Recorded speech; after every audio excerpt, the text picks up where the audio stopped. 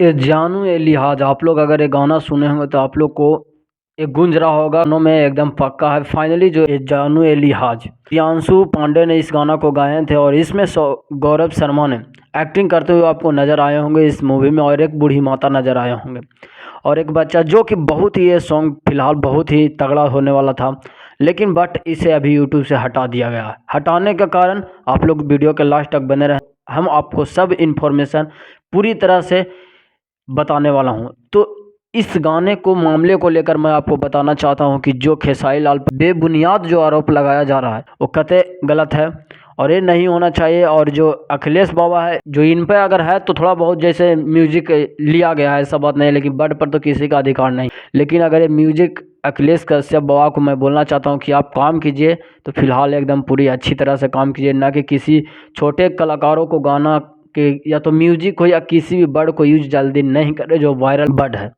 उसको यूज आप ना करें, तब खेसारी लाल यादव का स्टारडम कुछ आगे बढ़ेगा। लेकिन आप नहीं सुधर रहे हैं और सुधरने की काम नहीं करेंगे। बट अभी बीआईबी विजेंदर एगो है, ये छोटा इतना है ना, इसको अगर फिल्म में एक दो गो अगर काम दे दिया जाएगा तो उसी तरफ देने से बोलता रहेगा। ये हरामी का यही काम है।